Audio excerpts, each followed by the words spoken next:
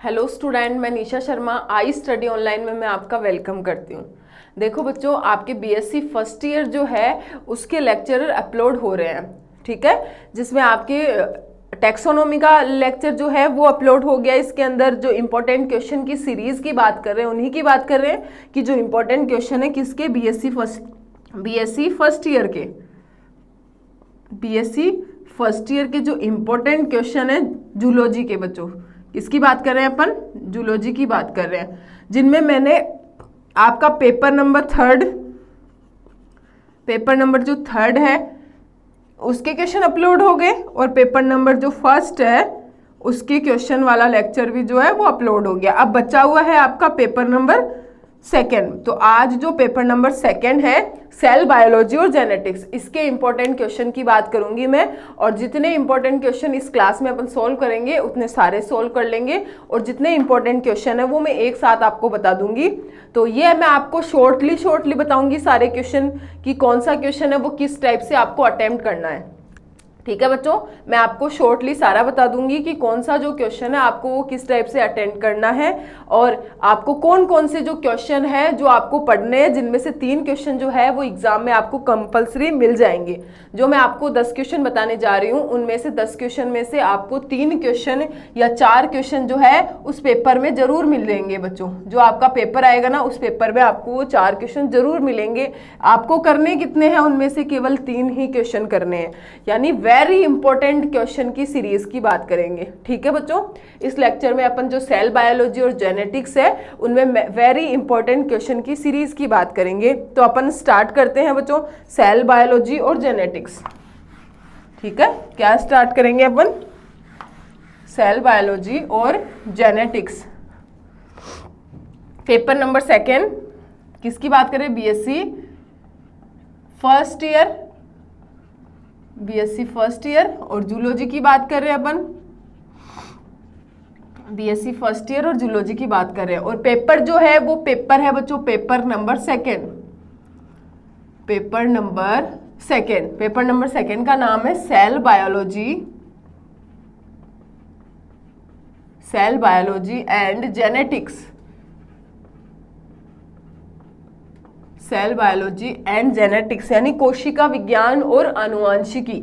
हिंदी में क्या बोला जाता है बच्चों, कोशिका विज्ञान और आनुवांशिकी, ठीक है। कौन सा है बच्चों, कोशिका विज्ञान और आनुवांशिकी की बात कर रहे हैं। तो बच्चों इस पेपर की अगर बात की जाऊं तो अगर तरीका, इंपॉर्टेंट क्वेश्चन पढ़ने का तरीका ये भी हो सकता है कि इसमें एक तो जेनेटिक्स वाला पार्ट है बच्चों आपके, एक सेल बायोलॉजी वाला पार्ट है। कुछ स्टूडेंट ऐसे होते हैं जिनको जेनेटिक्स जो पार्ट है वो ईजी लगता है, और कुछ स्टूडेंट ऐसे होते हैं जिनको सेल बायोलॉजी है, वो कोशिका विज्ञान वाला जो पार्ट है वो इजी लगता है, ठीक है। आपको कंफर्म पता है कि आधा पोर्शन तो जेनेटिक्स से आएगा और आधा पोर्शन किससे आएगा, सेल बायोलॉजी से आएगा। ये आपको पता है सबको कि दोनों का आधा आधा पोर्शन आएगा ना, आधा पोर्शन अपन को जेनेटिक्स से करना है और आधा पोर्शन अपन को किससे करना है, सेल बायोलॉजी से करना है। यही तो है ना कि आधा जेनेटिक्स से करेंगे अपन, आधा सेल बायोलॉजी से करेंगे। तो कुछ स्टूडेंट आधा जो पोर्शन है 50% ही करना है पेपर में, तो वो सेल बायोलॉजी का करते हैं और कुछ जेनेटिक्स का करते हैं। मैं आपको जो क्वेश्चन बता रही हूँ वो क्वेश्चन में 2 से 3 क्वेश्चन ही जेनेटिक्स है, बाकी जो इंपॉर्टेंट क्वेश्चन है वो सारे सेल बायोलॉजी के हैं। और मैं आपको गारंटी देती हूँ कि आपके पेपर में उन क्वेश्चन में से 4 से 5 क्वेश्चन जरूर मिलेंगे बच्चों। अगर आप ये जो आज मैं क्वेश्चन करवा रही हूँ, अगर सेल बायोलॉजी में केवल वो ही क्वेश्चन आप पढ़ के जाते हो तो आप 100% पेपर अटेम्प्ट करके आओगे पूरा का पूरा, ठीक है। यानी जो 100% है ना वो पेपर आपका सोल्व हो जाएगा, क्योंकि यूनिवर्सिटी का सिलेबस क्या है, क्योंकि आपको 3 ही क्वेश्चन करने हैं पेपर में से, और वो इजीली आप कर सकते हो इन क्वेश्चन के हिसाब से। यानी ये जो मैं इंपॉर्टेंट क्वेश्चन बता रही हूँ 10 क्वेश्चन, अगर वो ही पढ़ के जाते हो तो आप में पेपर में एक भी क्वेश्चन नहीं छोड़ के आओगे, ये मैं आपको गारंटी देती हूँ बच्चों। तो पहले मैं आपको क्वेश्चन लिखवा देती हूँ, फिर इस लेक्चर में अपन जितने क्वेश्चन हो पाएंगे उतने क्वेश्चन अपन सारे सोल्व करेंगे, ठीक है। अपन बहुत ज़्यादा बड़ा लेक्चर नहीं लेके जाएंगे, पहले तो अपन क्वेश्चंस की बात कर लेंगे कि जो इम्पोर्टेंट क्वेश्चन है वो कौन कौन से हैं। इंपॉर्टेंट क्वेश्चन की बात करने के बाद अपन उनके बारे में थोड़ा थोड़ा पढ़ेंगे, सब क्वेश्चंस के बारे में। तो सबसे पहले मैं लिखती हूँ कि सेल बायोलॉजी और जेनेटिक्स के जो इंपॉर्टेंट क्वेश्चन है वो कौन से हैं। तो फर्स्ट नंबर टॉपिक की बात कर रही हूँ, तो फर्स्ट नंबर जो टॉपिक है वो है गोल्जी बॉडी। गोल्जी बॉडी यानी सेल ऑर्गेनल्स है। कौन सा सेल ऑर्गेनल्स, कौन सा कोशिकांग, गोल्जी बॉडी यानी गोल्जी काय। सेकेंड नंबर अगर मैं बात करूं इसके अंदर, तो गोल्जी बॉडी के बाद में आता है न्यूक्लियस यानी केंद्रक, न्यूक्लियस। सेकेंड नंबर कौन सा आएगा बच्चों, न्यूक्लियस। थर्ड नंबर अगर मैं बात करूं तो थर्ड नंबर होता है इसके अंदर लाइसोसोम। सॉरी, पहले मैं इंपॉर्टेंट के अकॉर्डिंग फ्लूइड मोजेइक मॉडल बता देती हूँ। प्लाज्मा मेम्ब्रेन का कौन सा, फ्लूइड मोजेइक मॉडल। प्लाज्मा मेम्ब्रेन, और प्लाज्मा मेम्ब्रेन में जो इंपॉर्टेंट है वो क्या है, फ्लूइड मोजेइक मॉडल। ठीक है, फ्लूइड मोजेइक मॉडल। ठीक है, तरल मोजेक और मॉडल। फोर्थ नंबर अगर मैं बात करूं तो आ जाता है karyotic cell and eukaryotic cell, यानी difference prokaryotic cell and eukaryotic cell. कौन सी आ जाएगी बच्चों, prokaryotic cell and eukaryotic cell. Fifth number की अगर मैं बात करूं तो कौन सा आ जाएगा, लाइसोसोम। सिक्स नंबर की अगर बात की जाए तो इसमें आ जाएगा माइटोकॉन्ड्रिया। क्या आ जाएगा सिक्स नंबर में, माइटोकॉन्ड्रिया आ जाएगा। फिर दो टाइप के डिवीजन आते हैं बच्चों, सेवन नंबर में डिवीजन, और ये इंपॉर्टेंट है बच्चों, और ये आपने 11th-12th में भी पढ़ा है और अच्छे से आपको आता होगा। समसूत्री विभाजन, अर्धसूत्री विभाजन, कोई सा भी आ सकता है एग्जाम में, समसूत्री भी पूछा जा सकता है और अर्धसूत्री भी। तो एक तो होता है बच्चों माइटोटिक डिवीजन या माइटोसिस डिवीजन, यानी समसूत्री विभाजन। समसूत्री विभाजन, ठीक है। एक तो कौन सा हो गया बच्चों, माइटोटिक डिवीजन, और दूसरा कौन सा हो जाता है इसमें, मियोसिस डिवीजन। मियोसिस, एक कौन सा हो जाएगा, मियोसिस डिवीजन यानी अर्धसूत्री विभाजन। कौन सा हो गया, अर्धसूत्री विभाजन। एक तो समसूत्री विभाजन और एक अर्धसूत्री विभाजन। नेक्स्ट 8 नंबर अगर क्वेश्चन की मैं बात करूं तो उसमें आ जाता है डीएनए रेप्लिकेशन। क्या आ जाएगा बच्चों, डीएनए रेप्लिकेशन।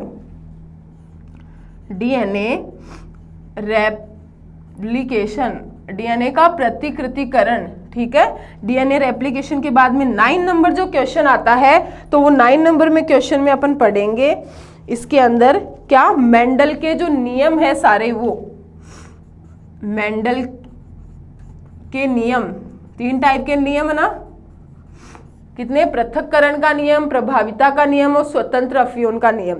ये भी इंपॉर्टेंट है जेनेटिक्स के अंदर। मेंडल के तीनों नियम जो है वो क्या है, इंपॉर्टेंट है। फिर इसके बाद में 10 नंबर में आता है लार्ज क्रोमोसोम यानी लंबे गुणसूत्र। 2 टाइप के हैं, एक तो है बच्चों लैंप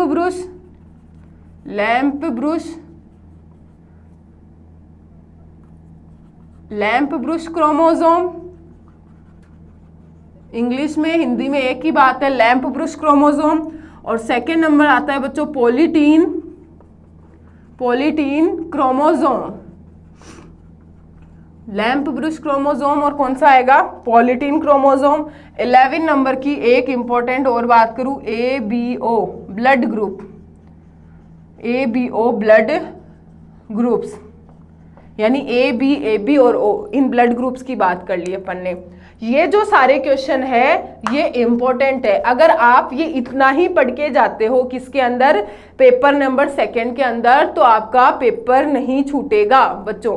अगर आप ये इतना ही पढ़ के जाते हो, किसकी बात की मैंने, पहले तो सेल ऑर्गेनल्स की बात की है जिनमें गोल्जी बॉडी की बात कर ली मैंने, उसके बाद में न्यूक्लियस की बात कर ली, फिर प्लाज्मा मेम्ब्रेन में जो मॉडल है कि इस प्लाज्मा मेम्ब्रेन कैसे बनती है इसके लिए मॉडल दिया गया है, फ्लूइड मोजेइक मॉडल, इसके बारे में तरल मोजेइक मॉडल, प्रोकैरियोटिक सेल और यूकैरियोटिक सेल में डिफरेंस की बात हो गई, फिर लाइसोसोम की बात हो गई जिसमें मेनली लाइसोसोम के टाइप और उनके फंक्शन, माइटोकॉन्ड्रिया की बात हो गई, माइटोकॉन्ड्रिया के फंक्शन आ जाएंगे, डिवीजन, समसूत्री और अर्धसूत्री। ये important, very important, very very very important question. इसका अगर ये दोनों पढ़ के जाते हो तो एक क्वेश्चन आपका अटेम्प्ट हो जाएगा। हर बार या तो समसूत्री आता है, एक बार अर्धसूत्री आता है, एक बार समसूत्री आता है, एक बार अर्धसूत्री आता है। और ये भी नहीं बोल सकती, मैं ऐसे नहीं बोल सकती कि पिछली बार बच्चों समसूत्री आया तो इस बार अर्धसूत्री पढ़ लो, जरूरी नहीं है, वापस समसूत्री विभाजन भी आ सकता है। तो ये डिवीजन वाला जो टॉपिक है, विभाजन वाला, ये आप पूरा अच्छे से पढ़ के जाना बच्चों। फिर डीएनए रेप्लिकेशन की, एक डीएनए से 2 कैसे बनेंगे, 2 से 4, यानी वो अपनी कॉपी कैसे बनाएगा। फिर मेंडल के नियम, मेंडल के कितने नियम है, 3 नियम है। पहला प्रभाविता का नियम, दूसरा पृथक्करण का नियम और तीसरा स्वतंत्र अवयवन का नियम। ठीक है। लार्ज क्रोमोसोम में लैंप ब्रुश क्रोमोसोम और पॉलीटीन क्रोमोसोम और एबीओ ब्लड ग्रुप। अब मैं आपको सीक्वेंस से बताती जाऊंगी कि कौन से टॉपिक में क्या करना है, कौन से टॉपिक में क्या करना है। ठीक है। आपको मैं शॉर्टली बताऊंगी, आप लॉन्ग अपने अकॉर्डिंग भी बच्चों पढ़ सकते हो। मैंने आपको इंपॉर्टेंट क्वेश्चन बता दिए हैं यहाँ पे। अब मैं शॉर्ट आपको पूरा टॉपिक लेके चलूंगी। गोल्जी बॉडी में क्या करना है, फिर इसमें फंक्शन कितने पढ़ने हैं, फिर न्यूक्लियस में आपको क्या क्या पढ़ना है, फिर वैसे ही प्लाज्मा मेम्ब्रेन में क्या पढ़ना है, प्रोकैरियोटिक डिफरेंस कैसे देखेंगे। तो ये सारा टॉपिक अपन एक साथ में करते जाएंगे बच्चों। ठीक है। तो अपन सबसे पहले बात ही कर लेंगे गोल्जी बॉडी की। सबसे पहली बात किसकी करेंगे अपन, गोल्जी बॉडी की। तो अपन देखते हैं, सबसे पहले सेल ऑर्गेनल है ना गोल्जी बॉडी, एक टाइप का, तो इसकी बात करेंगे कि गोल्जी बॉडी क्या है बच्चों, एक सेल ऑर्गेनल्स है जो कोशिका में पाया जाता है। इसकी जो डिस्कवर किया था वो कैमेलो गोल्जी ने किया था। गोल्जी बॉडी की जो खोज की गई थी वो किसने की थी, कैमेलो गोल्जी ने की थी गोल्जी बॉडी की खोज। तो अपन बात करते हैं बच्चों गोल्जी बॉडी की। ठीक है। किसकी बात करेंगे, गोल्जी बॉडी की। तो अपन लिखते हैं, हेडिंग लगाते हैं, गोल्जी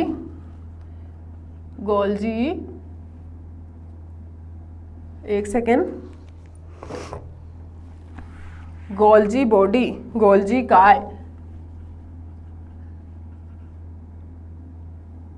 गोल्जी बॉडी हिंदी में बोला जाता है बच्चों गोल्जी काय, गोल्जी काय। तो इसका सबसे पहले देखेंगे कि गोल्जी काय एक टाइप का सेल ऑर्गेनल्स है, कोशिका में पाया जाने वाला कोशिकांग है। सबसे पहले क्या आ जाएगा, यह एक सेल ऑर्गेनल है, सेल ऑर्गेनल होता है यानी कोशिकांग होता है।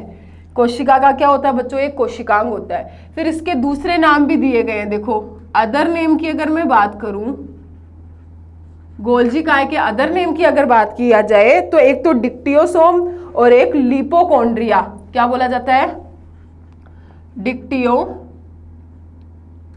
Dictyosome and लिपोकॉन्ड्रिया। ठीक है। डिक्टियोसोम बोला जाता है और लिपोकॉन्ड्रिया भी बोला जाता है किसको, गोल्जी बॉडी को। तो सबसे पहले ये एक सेल ऑर्गेनल्स होता है, कोशिका में पाया जाने वाला कोशिकांग होता है, जो मेनली किसमें, एनिमल सेल में प्रेजेंट होता है। ठीक है। किसमें पाया जाता है बच्चों, मेनली एनिमल सेल में पाया जाता है। अदर नेम की बात करें तो इसको डिक्टियोसोम और लिपोकॉन्ड्रिया भी बोला जाता है। फिर इसकी खोज किसने की थी, तो डिस्कवर्ड बाय कैमेलो गोल्जी। किसने की थी बच्चों, कैमेलो गोल्जी, कैमेलो गोल्जी। हिंदी में क्या लिखेंगे, कैमेलो गोल्जी। कैमेलो गोल्जी ने क्या किया था, जो गोल्जी का है उसको डिस्कवर किया था। फिर नेक्स्ट बात की जाए कि ये जो है वो किसमें किसमें नहीं पाया जाता है, जो गोल्जी का जो है वो किसमें नहीं पाया जाएगा।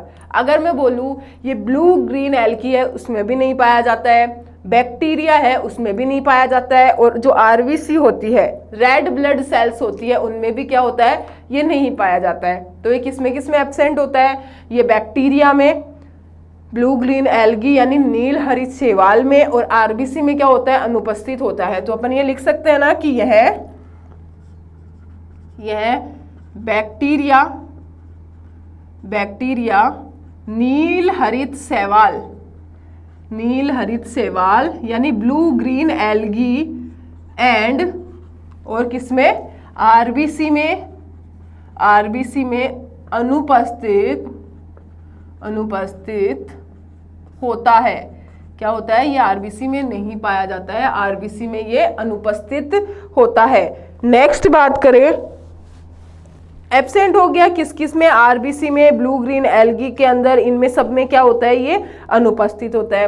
अब अगर इसकी स्ट्रक्चर की बात की जाए तो इसकी स्ट्रक्चर कैसी होगी, गोल्जी काय की स्ट्रक्चर देखेंगे अपन को, ये तो पता चल गया कि एक टाइप का क्या है, सेल ऑर्गेनल होता है, ठीक है। उसके बाद में इसको अदर नेम डिक्टियोसोम या लिपोकॉन्ड्रिया भी बोला जाता है। इसके बाद में अपन ने बात कर ली कि इसको डिस्कवर किसने किया था, कैमेलो गोल्जी ने किया था। यह बैक्टीरिया और नील हरी शैवाल और आरबीसी में अनुपस्थित होता है। स्ट्रक्चर की बात करें कि इसकी स्ट्रक्चर कैसी होती है, तो देखो स्ट्रक्चर है, गोल्जी बॉडी से ही लाइसोसोम का फॉर्मेशन होता है बच्चों। जो लाइसोसोम है वो भी किससे बनेंगे, गोल्जी बॉडी से ही बनेंगे। तो अगर मैं इसकी स्ट्रक्चर की बात करूं तो इसमें ना मेनली 3 स्ट्रक्चर होती है, सिस्टर्नी, आशय और रिक्तिकाएं। स्ट्रक्चर की बात करूं, स्ट्रक्चर की अगर बात किया जाए तो क्या होता है इसमें, पहला सिस्टर्नी, सेकंड को बोला जाता है बच्चों आशय, और थर्ड नंबर क्या होती है इसमें, रिक्तिकाएं। सिस्टर्नी, आशय और रिक्तिकाएं, 3 टाइप की स्ट्रक्चर होती है गोल्जी बॉडी के अंदर। स्ट्रक्चर अगर मैं बनाऊं तो देखो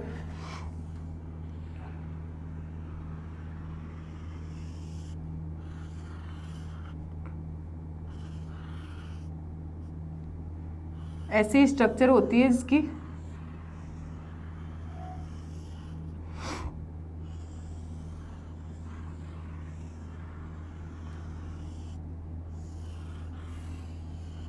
ऐसी स्ट्रक्चर हो गई। इसके बाद में इनमें क्या पाया जाता है बच्चों, ये बाहर आशय निकले, ऐसी स्ट्रक्चर भी निकली, फूली हुई संरचना पाई जाती है हर जगह से।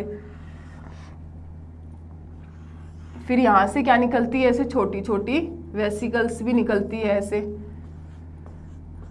छोटी छोटी क्या निकली रहती है बच्चों, वेसिकल्स निकली रहती है ऐसे। ये ऐसी स्ट्रक्चर होती है। किसकी बात कर रहे हैं अपन, गोल्जी बॉडी की। मैं नॉर्मल आपको समझाने के लिए बता रही हूँ सारा, आप डिटेल आप अपनी नोटबुक या बुक से भी पढ़ सकते हो, लेकिन नॉर्मली अगर यहाँ से आप पढ़ते हो तो आप बेसिक पूरा कंप्लीट कर लोगे। इनमें वेसल्स में क्या होते हैं, एंजाइम्स होते हैं बच्चों, ठीक है। आप अगर इतना भी पढ़ लेते हो बच्चों तो आगे प्रॉब्लम आपके नहीं आएगी, ठीक है। अगर आप बात किया जाए बच्चों तो देखो इनमें भी भरा रहता है फ्लूइड, इन सब में,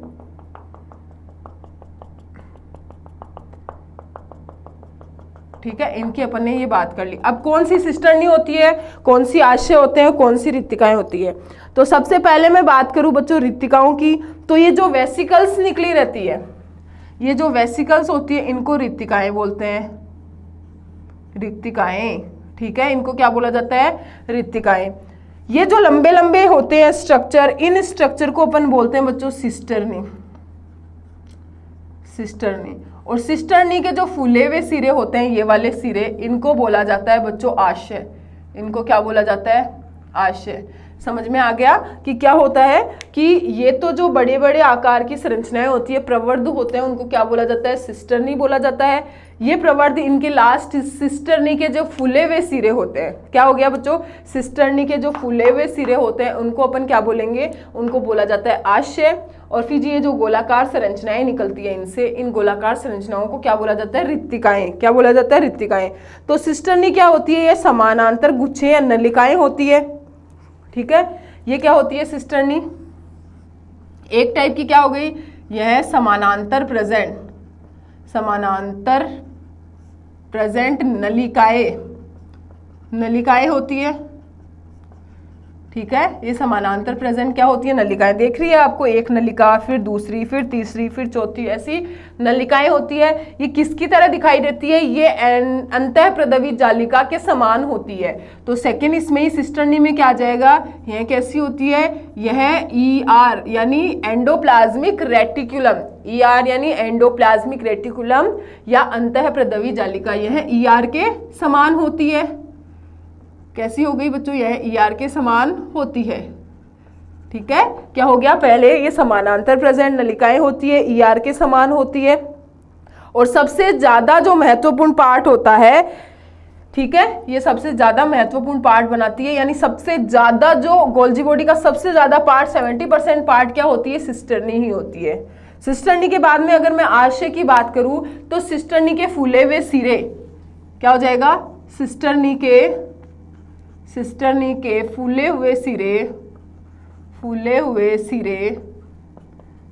हुए सिरे क्या कहलाते हैं? आशय कहलाते हैं। ठीक है, सिस्टर्नी के जो फूले हुए सिरे होते हैं उन्हें क्या बोला जाता है बच्चों? आशय। और सिस्टर्नी, ये जैसे ये फूले हुए सिरे टूटते हैं, इनको क्या बोला जाता है? वेसिकल। तो वेसिकल क्या होती है? आशय से निकलने वाली छोटी छोटी क्या होती है? वैक्यूल्स। आशय से डेवलप होने वाली छोटी छोटी वैक्यूल्स, इनको क्या बोलेंगे? रिक्तिकाएं। तो ये मैंने स्ट्रक्चर की बात कर ली आपके, कि नॉर्मल आपको स्ट्रक्चर बता दी कि गोल्जी बॉडी जो होती है इसमें 3 पार्ट पाए जाते हैं, सिस्टर्नी, आशय और रिक्तिकाएं। सिस्टर्नी क्या होती है, आशय क्या होते हैं, रिक्तिकाएं क्या होती है, ये आपको समझ में आ गया। इसके बाद में अपन बात करेंगे बच्चों किसकी? इस जो सिस्टर्नी ये गोल्जी बॉडी है, ये किससे मिलकर बनी होती है? मेनली जो गोल्जी बॉडी है इनका केमिकल कंपोजिशन कि किससे मिलकर बनी होगी। तो नेक्स्ट क्या बोलेंगे? Chemical composition of Golgi body. Next क्या आ जाएगा अपना? Chemical composition of Golgi body.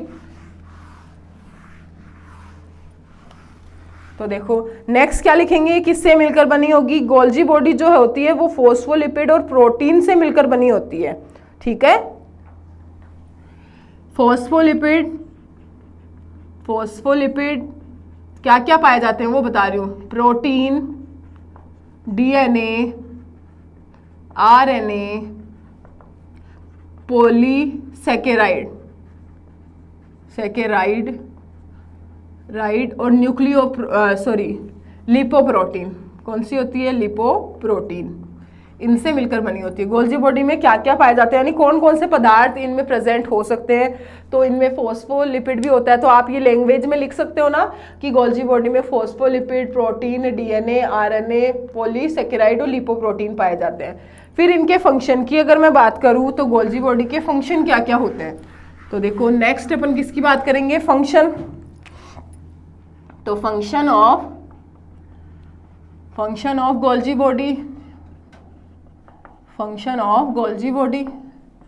Golgi body के फंक्शन की अगर बात करूं तो सबसे जो बड़ा फंक्शन होती है ये प्रोटीन और लिपिड को स्टोर करके रखती है। Store of protein and lipid sorry, सबसे बड़ा क्या है? ये प्रोटीन और लिपिड को स्टोर करके रखती है। सॉरी बच्चों। सेकेंड अगर मैं बात करूं तो ये एक्रोसोम का फॉर्मेशन करती है। Formation of acrosome. एक्रोसोम क्या होता है? शुक्राणु के ऊपर जो टोपीनुमा संरचना पाई जाती है। डेवलपमेंट बायो में मैंने आपको बताया है कि जब स्पर्म का फॉर्मेशन होता है तो स्पर्म की जो कैप लाइक स्ट्रक्चर होती है उसमें एक्रोसोम बोला जाता है। और एक्रोसोम में क्या होते हैं? डाइजेस्टिव एंजाइम, पाचन करने वाले एंजाइम होते हैं।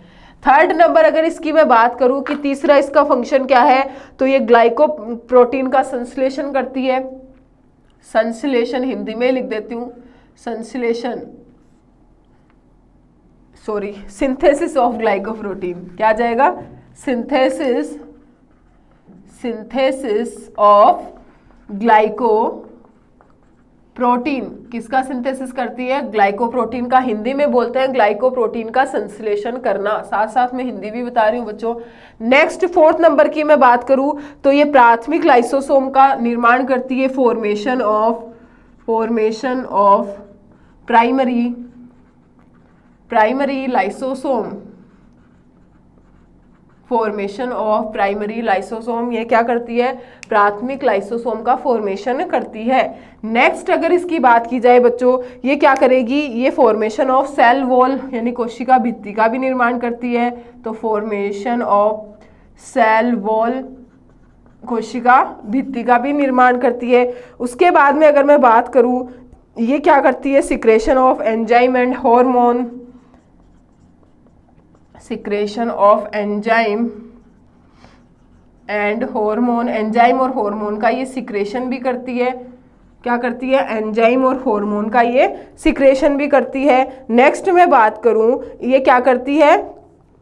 पिगमेंट फॉर्मेशन यानी वर्णकों का निर्माण भी करती है। और बहुत सारे हैं लेकिन आपको जो इंपॉर्टेंट है वो मैंने आपको बता दिए क्या क्या करती है। Store of protein and lipid, protein और लिपिड को स्टोर करने का वर्क करती है। फॉर्मेशन ऑफ एक्रोसोम, एक्रोसोम का निर्माण करती है। ग्लाइकोप्रोटीन का संश्लेषण करती है। प्राइमरी लाइसोसोम का फॉर्मेशन करती है। सेल वॉल का फॉर्मेशन करती है। और एंजाइम हार्मोन का ये सिक्रेशन करती है। और पिगमेंट का भी ये क्या करेगी? फॉर्मेशन करेगी। तो ये अपन ने बात कर ली किसकी बच्चों? गोल्जी बॉडी की। गोल्जी बॉडी के बाद में सेकेंड अपना पार्ट आता है न्यूक्लियस। अपन फास्टली चलेंगे थोड़ा, जिससे आपके ज्यादातर क्वेश्चन मैं आपको समझा पाऊँ इस लेक्चर में, ठीक है। सेकेंड अपन बात करते हैं बच्चों न्यूक्लियस की, कि केंद्रक क्या होता है। किसकी बात करेंगे? न्यूक्लियस। तो देखो न्यूक्लियस की अगर मैं बात करूं यहाँ पे बच्चों आपके सामने, अगर न्यूक्लियस की बात की जाए, न्यूक्लियस की बात करूं तो ये क्या होता है? कोशिका का सबसे महत्वपूर्ण पार्ट। यह सेल का सबसे महत्वपूर्ण पार्ट होता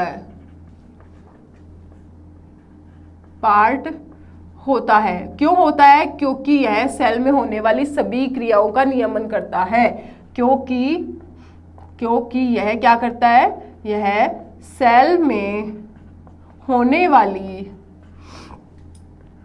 वाली सभी क्रियाओं का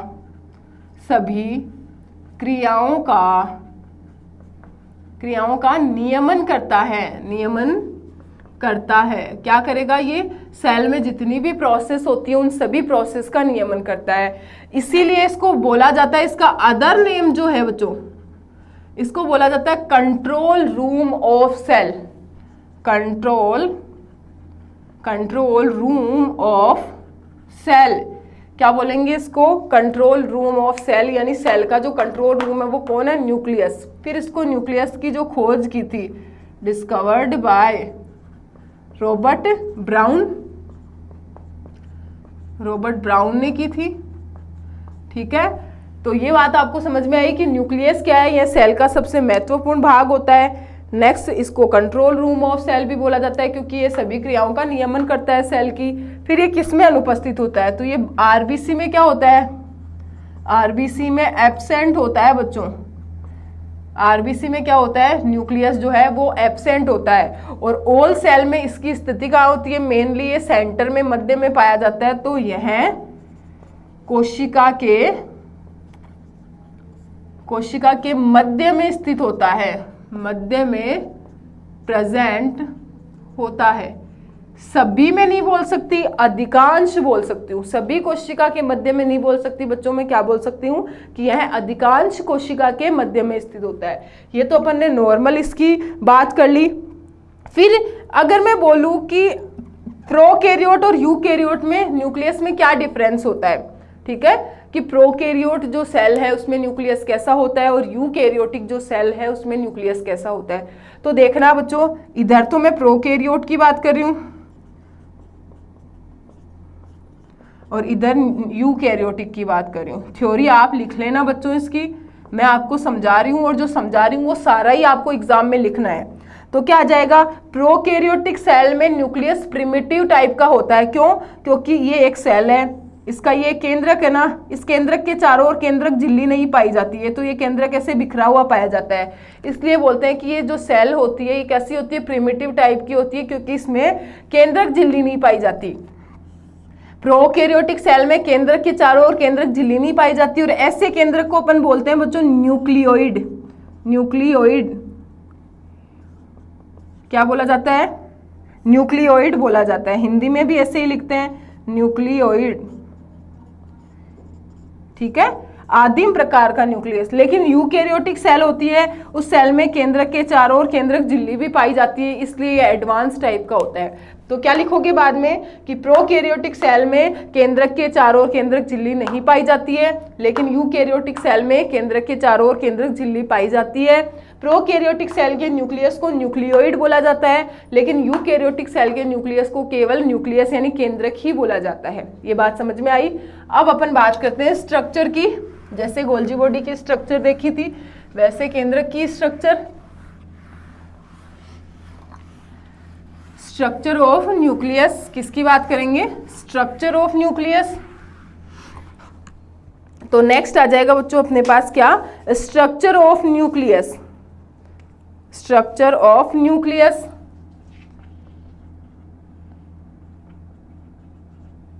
स्ट्रक्चर ऑफ न्यूक्लियस, केंद्रक की संरचना।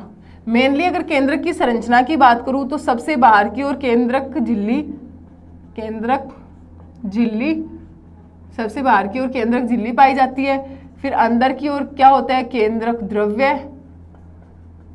ठीक है, उसके बाद में होता है थर्ड नंबर इसमें केंद्रिका।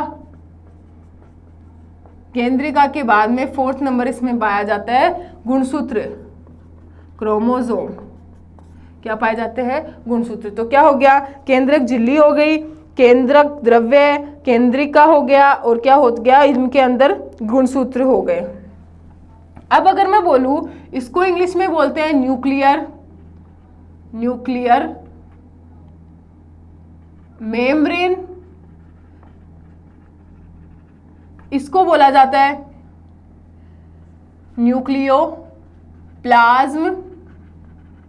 इसको बोला जाता है न्यूक्लियोलस, न्यूक्लियोलस, और इसको बोला जाता है क्रोमोसोम। क्या बोलेंगे बच्चों, क्रोमोसोम। सिंपल बेसिक बता रही हूँ आपको मैं, इसमें ज़्यादा डिटेल नहीं बता पाऊंगी। ज़्यादा डिटेल के लिए बच्चों मैं आपको पर्टिकुलर टॉपिक वाइज सारे आपके ये जो टॉपिक है एक एक टॉपिक कराऊंगी। आप जब ये पढ़ रहे हो, इस बार तो आपका एग्ज़ाम बहुत ज़्यादा पास में आ गया, इसलिए मैं आपको पर्टिकुलर सारा डिटेल में नहीं बता सकती। मैं आपको बेसिक बता रही हूँ कि किस क्वेश्चन में किस टाइप से अटेम्प्ट करना है। लेकिन जैसे आप फर्स्ट ईयर के बच्चे जब सेकेंड ईयर में आओगे तो आपके सेकेंड ईयर के सारे वीडियोस जो है वो अपलोड किए जाएंगे बच्चों। एक एक टॉपिक की जो वीडियो है वो अपलोड होंगे इस चैनल पे। तो आप इस चैनल को बच्चों सब्सक्राइब कर लेना, और जितने भी वीडियोज़ आपके पास आते हैं उनको लाइक भी करना। अब अगर मैं इसकी स्ट्रक्चर की बात करूं तो देखो, केंद्रक की स्ट्रक्चर कैसी होती है, ऐसी स्ट्रक्चर एक बार मैं बना रही हूं समझाने के लिए बेसिक।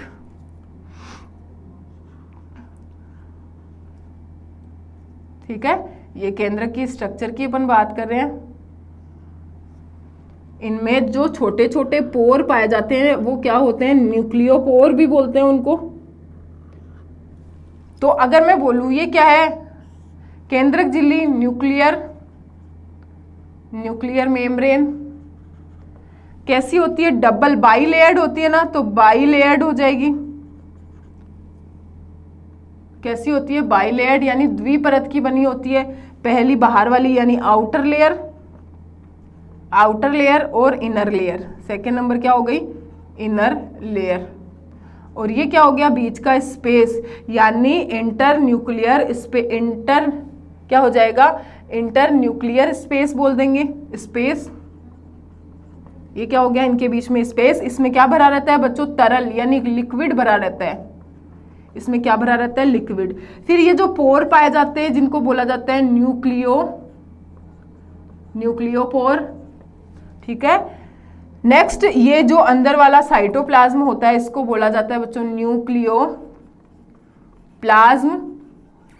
ठीक है। इसमें एक क्या पाई जाती है, केंद्रिका पाई जाती है, न्यूक्लियोलस, न्यूक्लियोलस, और इसमें क्या पाए जाते हैं, गुणसूत्रों का एक समूह पाया जाता है। ऐसे कुछ जगह ये बहुत ज़्यादा डार्क होता है, जैसे अगर बात की जाए कुछ जगह ये बहुत ज़्यादा डार्क हो गया, यहाँ पे डार्क बना देते हैं इसको, और कुछ जगह ये क्या होता है, लाइट होता है, यानी यू क्रोमेटिन और हिटेरोक्रोमेटिन बोला जाता है इनको, जो क्रोमेटिन फाइबर है। तो ये क्या हो गए बच्चों, क्रोमेटिन फाइबर, इनको अपन क्या बोल देंगे, क्रोमेटिन, क्रोमेटिन फाइबर, जिसमें ये वाले है यू क्रोमेटिन और डार्क वाले क्या हो गए बच्चों, हिटेरोक्रोमेटिन, हिटेरोक्रोमेटिन, ठीक है, यूक्रोमेटिन और हिटेरोक्रोमेटिन और न्यूक्लियोप्लास्ट। पर सबकी बात कर ली, ये स्ट्रक्चर किसकी होगी, न्यूक्लियस की स्ट्रक्चर हो गई। अब इसी स्ट्रक्चर को मैं आपको समझाऊंगी, शॉर्ट आपको समझाती हूँ कि क्या करना है। सबसे पहले अगर न्यूक्लियस का क्वेश्चन आपके एग्जाम में आता है, ठीक है बच्चों, अगर न्यूक्लियस का क्वेश्चन एग्जाम में आएगा तो इसको आप कैसे सोल्व करोगे। तो न्यूक्लियस का क्वेश्चन अगर आपके एग्जाम में आएगा तो इसको सॉल्व करने का तरीका है, सबसे पहले उसके बारे में बेसिक इंफॉर्मेशन देना कि न्यूक्लियस होता क्या है, ये करता क्या है, किसमें प्रेजेंट होता है, किसमें एब्सेंट होता है, ठीक है। उसके बाद में किसने इसकी खोज की थी, इसके बाद में आता है स्ट्रक्चर बताना। तो स्ट्रक्चर क्या हो गया कि मैंने स्ट्रक्चर बता दी कि न्यूक्लियस कितने पार्ट से मिलकर बना होता है, 4। न्यूक्लियर मेम्ब्रेन सबसे बाहर की ओर पाई जाने वाली मेम्ब्रेन को, अब साथ साथ में मैं आपको इसकी थ्योरी भी बता रही हूँ बच्चों कि न्यूक्लियस के बाहर की ओर पाई जाने वाली मेम्ब्रेन को न्यूक्लियर मेम्ब्रेन कहा जाता है, और यह मेम्ब्रेन 2 लेयर से मिलकर बनी होती है। बाहर की ओर पाई जाने वाली लेयर को आउटर लेयर और अंदर की ओर पाई जाने वाली लेयर को इनर लेयर कहा जाता है। इन दोनों लेयर के बीच में स्पेस पाया जाता है, जिसे पेरी न्यूक्लियर स्पेस भी बोला जाता है। जो स्पेस होता है उसे क्या बोलेंगे, पेरी न्यूक्लियर स्पेस भी कहा जाता है, ठीक है। फिर इस स्पेस में क्या भरा रहता है, लिक्विड भरा रहता है। नेक्स्ट बात करूं कि प्रोकैरियोट में यह जो न्यूक्लियर मेम्ब्रेन है वो एब्सेंट होती है, इसके कारण प्रोकैरियोट का न्यूक्लियस प्रिमिटिव होता है, जिसे न्यूक्लियोइड कहा जाता है। फिर इस न्यूक्लियर मेम्ब्रेन में जगह जगह पर स्थान स्थान पर छोटे छोटे पोर पाए जाते हैं, जिन्हें न्यूक्लियोपोर कहा जाता है, ठीक है। ये पोर क्या करते हैं बच्चों, साइटोप्लाज्म कोशिका द्रव्य और न्यूक्लियोप्लाज्म के बीच में संबंध को बनाए रखते हैं, क्योंकि न्यूक्लियस का प्लाज्म न्यूक्लियोप्लाज्म और जो सेल के अंदर ही तो ये है ना, तो सेल का क्या हो जाएगा, साइटोप्लाज्म। तो ये जो पोर है वो सेल के साइटोप्लाज्म और न्यूक्लियस के न्यूक्लियोप्लाज्म के बीच में संबंध बनाए रहते हैं। नेक्स्ट बात करें किसकी, केंद्रक द्रव्य। तो केंद्रक के अंदर पाया जाने वाला सघन द्रव्य क्या होता है, समांगी, और सघन द्रव्य केंद्रक द्रव्य कहलाता है। इस केंद्रक द्रव्य में 2 टाइप की स्ट्रक्चर पाई जाती है, एक तो केंद्रिका न्यूक्लियोलस और दूसरी क्या होती है, क्रोमोसोम, ठीक है। फिर अगर मैं बात करें कि केंद्रिका जो होती है एक गोलाकार संरचना जो परिधि की साइड में पाई जाती है केंद्रक के, और यह प्रोफेज अवस्था में दिखाई देती है। लेकिन प्रोफेज अवस्था में जब विभाजन के समय लास्ट फेज जो होती है उस समय दिखाई देती है, उससे पहले की अवस्था में ये क्या हो जाती है बच्चों, विलुप्त हो जाती है। गुणसूत्र क्रोमोसोम की बात करें तो केंद्रक में बहुत सारे धागेनुमा संरचनाएं पाई जाती है, जिन्हें क्या बोला जाता है, क्रोमेटिन फाइबर। ये क्रोमेटिन फाइबर ही, इन पे छोटे छोटे मणि की जैसी संरचनाएं होती है, जिन्हें क्रोमोसोम कहा जाता है। कुछ क्रोमेटिन फाइबर क्या होते हैं, डार्क होते हैं, जिन्हें हिटेरोक्रोमेटिन क्रोमोसोम, और कुछ लाइट होते हैं जिन्हें क्या बोला जाता है, यू क्रोमेटिन कहा जाता है, ठीक है। ये क्रोमोसोम है, ये क्या करते हैं, अगर मैं बोलूँ इसमें क्या पाए जाते हैं, डीएनए या आरएनए। क्रोमोसोम की बात करें गुणसूत्र की, तो इनमें क्या होगा, ये आनुवांशिक पदार्थ है। सबसे पहले क्रोमोसोम क्या हो जाएगा, यह आनुवांशिक पदार्थ है, मेनली ये डीएनए और आरएनए और प्रोटीन से मिलकर बना होता है। किससे, ये एक टाइप की न्यूक्लियो प्रोटीन से मिलकर बना होता है। अगर न्यूक्लियो की बात करूँ तो इसमें होता है डीएनए और आरएनए, और प्रोटीन की मैं बात करूं तो प्रोटीन होती है बच्चों हिस्टोन प्रोटीन, हिस्टोन प्रोटीन होती है। तो क्या हो जाएगा, गुणसूत्र न्यूक्लियो प्रोटीन से मिलकर बने कंपाउंड होते हैं। न्यूक्लियो वर्ड डीएनए और आरएनए से लिया गया है, ठीक है। ये जेनेटिक मटेरियल होता है, और प्रोटीन जो है वो क्या होती है, हिस्टोन प्रोटीन इनमें पाई जाती है। और भी इसके बारे में आप और ज़्यादा डिटेल पढ़ना चाहो वो भी पढ़ सकते हो, लेकिन मैं आपको इतनी ही डिटेल बताऊंगी। इसके बाद में अपना जो थर्ड क्वेश्चन था वो था तरल mosaic model, fluid mosaic model of membrane, यही था ना मेम्ब्रेन का तरल मोजेइक मॉडल। प्लाज्मा मेम्ब्रेन है, उसका फ्लूइड मोजेइक मॉडल। तो थर्ड की अपन बात करेंगे क्या बच्चों, प्लाज्मा मेम्ब्रेन का फ्लूइड मोजेइक मॉडल की बात करेंगे। तो अपन हेडिंग लगाते हैं पहले प्लाज्मा मेम्ब्रेन, प्लाज्मा मेम्ब्रेन, और प्लाज्मा मेम्ब्रेन में अपन क्या पढ़ेंगे, फ्लूइड मोजेइक मॉडल। जो मैं आपको बोल रही हूं ना एग्जाम में वही थ्योरी आप इतनी भी लिख के आते हो तो आपके लिए काफी है बच्चों, ठीक है। फ्लूइड मोजेइक मॉडल, सबसे पहले प्लाज्मा मेम्ब्रेन क्या होती है, सेल के बाहर की ओर पाई जाने वाली मेम्ब्रेन, ठीक है। सेल के बाहर की ओर पाई जाने वाली, क्या हो गया बच्चों, सेल के बाहर की ओर पाई जाने वाली मेम्ब्रेन प्लाज्मा मेम्ब्रेन कहलाती है। प्लाज्मा मेम्ब्रेन कहलाती है।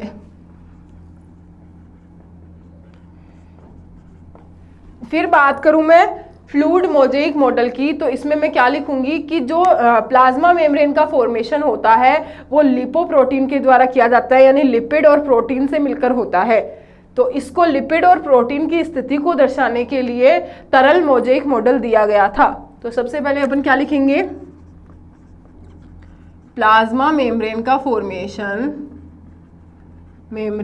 फॉर्मेशन लिपोप्रोटीन के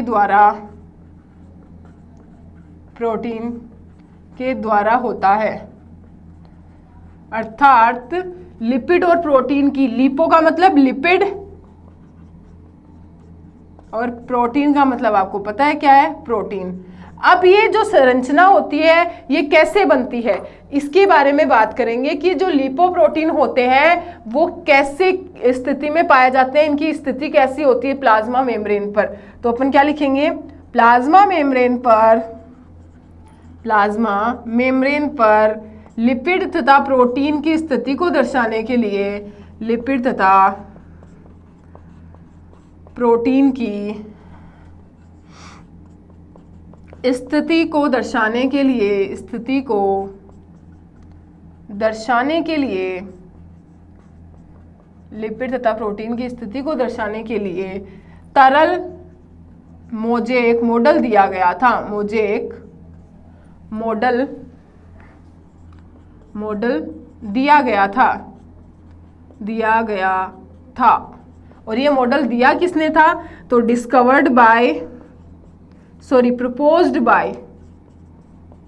proposed by Singer and Nicolson. दो साइंटिस्ट थे, सिंगर एंड निकोलसन। किसने बताया था ये, सिंगर और निकोलसन नाम के जो दो साइंटिस्ट थे उन्होंने क्या बताया था, इस प्लाज्मा मेम्ब्रेन का फ्लूइड मोजेइक मॉडल बताया था। और आपको पता है प्लाज्मा मेम्ब्रेन जो होती है बाइलेयर्ड स्ट्रक्चर होती है, दो लेयर पाई जाती है, दोनों लेयर लिपोप्रोटीन की बनी होती है, यानी लिपिड और प्रोटीन की स्थिति को दर्शाने के लिए सिंगर और निकोलसन ने क्या बताया, तरल मोजेइक मॉडल बताया। अब मैं केवल आपको डायग्राम से इस तरल मोजेइक मॉडल को समझाऊंगी और आप अपने अकॉर्डिंग थ्योरी बनाना। जो मैं बोल रही हूँ वही इसकी थ्योरी होगी बच्चों, लेकिन आप अपने नोट्स लिखना चाहते हो तो थ्योरी बना के लिख लेना। मैं इसका डायग्राम बना रही हूँ, तो देखो कैसा डायग्राम होगा। अगर मैं तरल मोजेइक मॉडल की बात करूं तो क्या होता है, तरल जो मोजेइक मॉडल है, जो फ्लूइड मोजेइक मॉडल है, उसकी अगर बात की जाए तो देखना बच्चों कि फ्लूइड मोजेइक मॉडल बाइलेयर्ड स्ट्रक्चर होती है। कैसी स्ट्रक्चर होती है बच्चों, बाइलेयर्ड स्ट्रक्चर होती है। तो ये बाइलेयर्ड स्ट्रक्चर देखो, इनका फॉर्मेशन बताती हूं मैं। स्ट्रक्चर बना रही हूं बच्चों, ठीक है। बाइलेयर्ड स्ट्रक्चर की बात कर रहे हैं।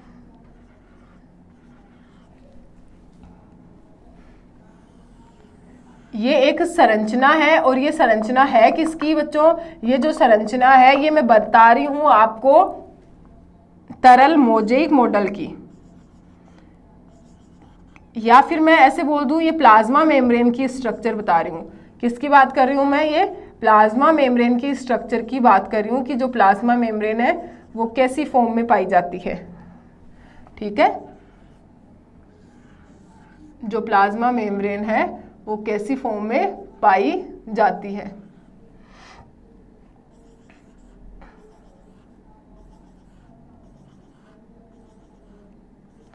केवल समझाने के लिए डायग्राम को और आप अच्छे से बना सकते हो, मैं केवल आपको समझाने के लिए डायग्राम बना रही हूँ बच्चों। ठीक है, ये केवल आपको समझाने के लिए बनाया जा रहा है केवल डायग्राम, इसको आप अच्छे से और बना सकते हो। देखो बच्चों, तरल मोज़ेइक मॉडल की मैं बात करूं तो क्या होते हैं बच्चों इसमें,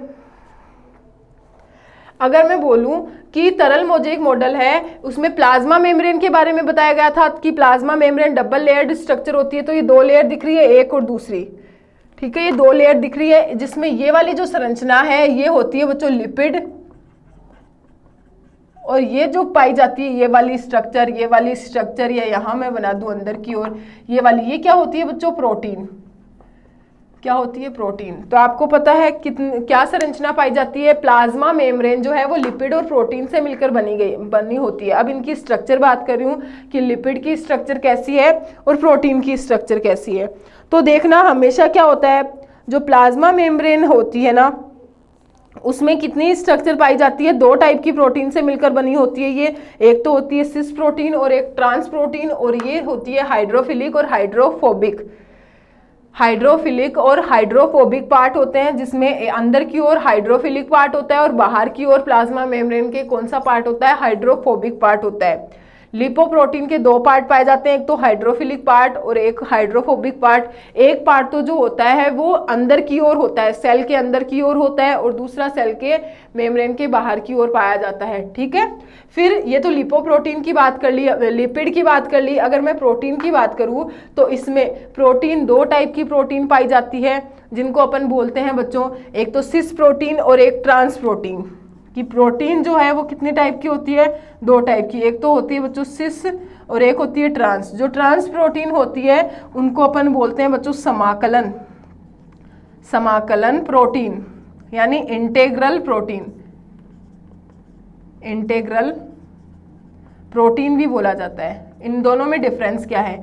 जो सिस प्रोटीन होती है वो केवल आधारी भाग पर पाई जाती है, यानी ये केवल इस लिपिड के अंदर दसी रहती है, एक लेयर तक ही सीमित होती है, दूसरी लेयर तक नहीं जाती है।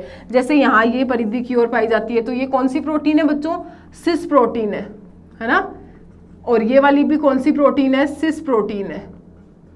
लेकिन अगर मैं इसकी बात करूं, ये बड़ी वाली प्रोटीन जो अंदर तक धसी रहती है, मेम्ब्रेन के अंदर तक जाती है, उसको बोला जाता है ट्रांस प्रोटीन या समाकलन प्रोटीन। कौन सी प्रोटीन बच्चों?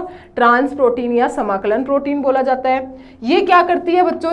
चयनित पारगम्य होती है, ये आयनों को सेल मेम्ब्रेन से अंदर की ओर ले जाने का वर्क करती है बच्चों। और ये क्या होती है? आयनों को अंदर जाने से रोकती है। कैसी होती है ये बच्चों? ये पारगम्य नहीं होती है। लिपिड जो होते हैं वो पारगम्य नहीं होते हैं, आयनों को अंदर नहीं जाने देते हैं, कुछ भी पदार्थ है उनको अंदर नहीं जाने देते हैं। और ये पदार्थ अंदर किनसे जाते हैं? इन्हीं प्रोटीन के माध्यम से, समाकलन प्रोटीन के माध्यम से ही अंदर जाते हैं। इसीलिए बोला जाता है कि जो मेम्ब्रेन होती है वो कैसी होती है? चयनित पारगम्य होती है। ठीक है, कैसी होती है बच्चों? चयनित पारगम्य, यानी कुछ स्पेसिफिक टाइप के आयनों को ही अंदर जाने देती है। यही है फ्लूइड मोज़ेइक मॉडल, जिसमें प्लाज्मा मेम्ब्रेन को 2 लेयर में डिवाइड किया गया है। दोनों लेयर लिपोप्रोटीन की, लिपिड और प्रोटीन की। लिपिड कैसे होते हैं? ये आयनों के लिए प्रतिरोधी होता है, लेकिन प्रोटीन आयनों को अंदर जाने देती है। लिपिड एक सिरा हाइड्रोफोबिक, एक हाइड्रोफिलिक, एक अंदर की ओर पाया जाता है, एक बाहर की ओर पाया जाता है। प्रोटीन 2 टाइप की, एक तो सिस प्रोटीन, एक ट्रांस प्रोटीन। ट्रांस प्रोटीन को समाकलन प्रोटीन भी बोला जाता है। सिस केवल सीमित होती है, इनमें दसी रहती है लिपिड के अंदर, लेकिन ट्रांस अंदर तक जाती है। ठीक है, ये आयनों के लिए पारगम्य होती है, लेकिन ये आयनों की को एक स्थान पर रखती है, यानी आयनों को गमन करवाने के लिए कैपेबल होती है। समझ में आ गया?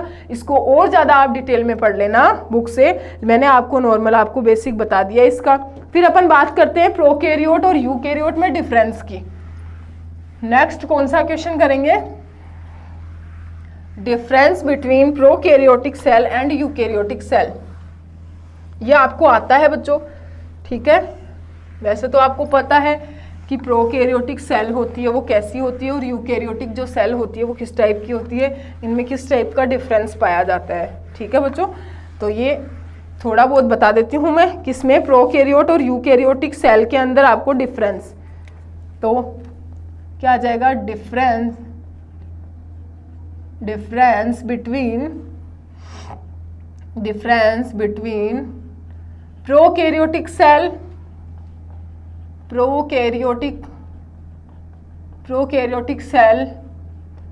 And eukaryotic cell, difference between prokaryotic cell and eukaryotic. एक साइड में क्या लिख दूं, प्रोकैरियोटिक की बात कर लेते हैं इधर,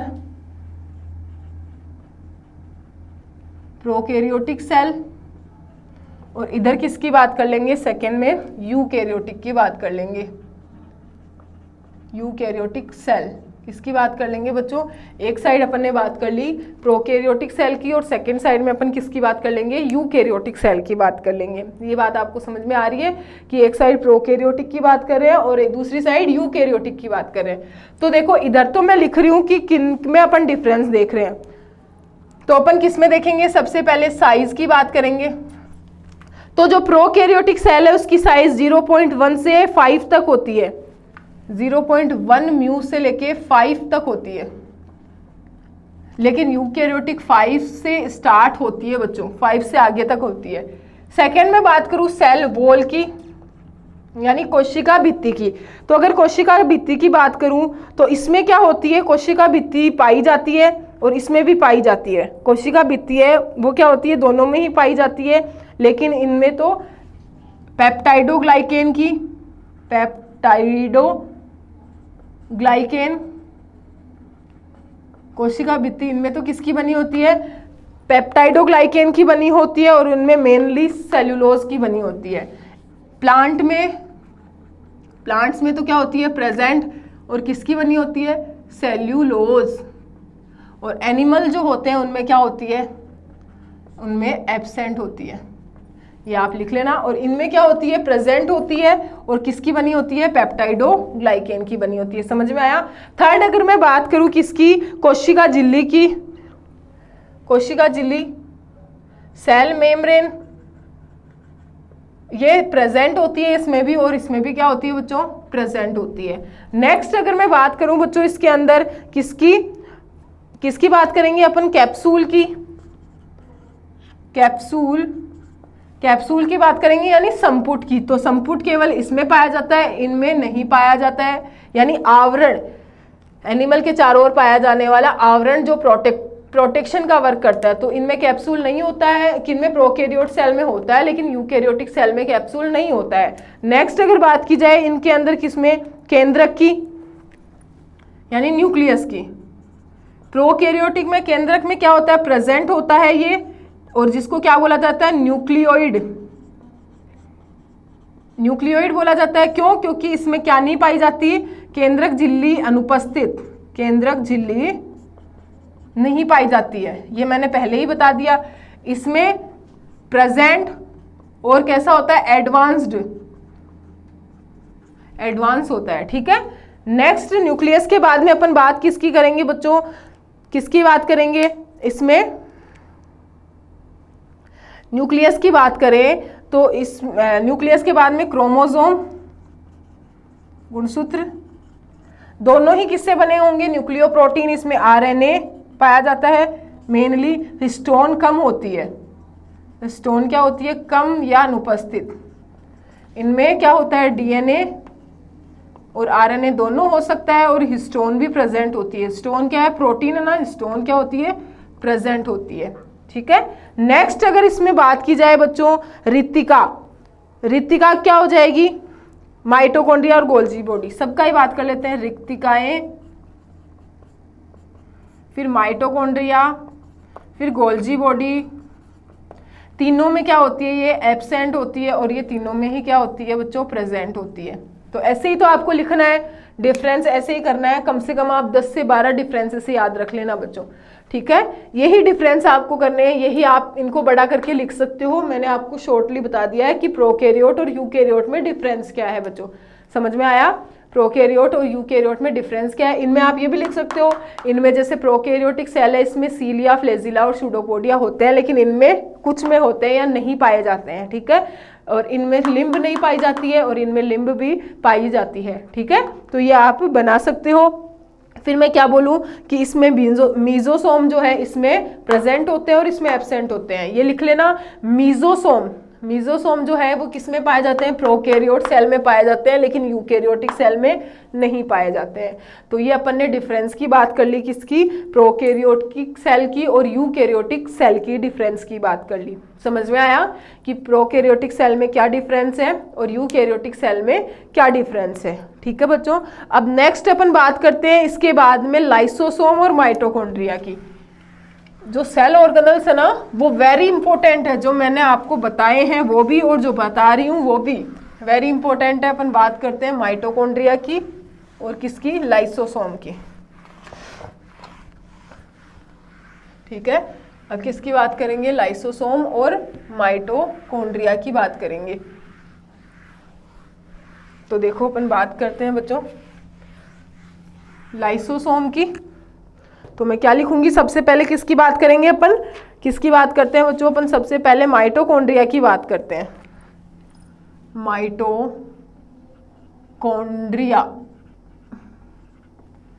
माइटोकॉन्ड्रिया की मैं बात करूं तो सबसे पहले अगर बात करें माइटोकॉन्ड्रिया जो है वो कैसी स्ट्रक्चर का बना होता है, इसकी स्ट्रक्चर कैसी होती है, आमाप कैसा होता है, स्ट्रक्चर की बात कर लूं और सीधा फंक्शन की बात करेंगे, ठीक है।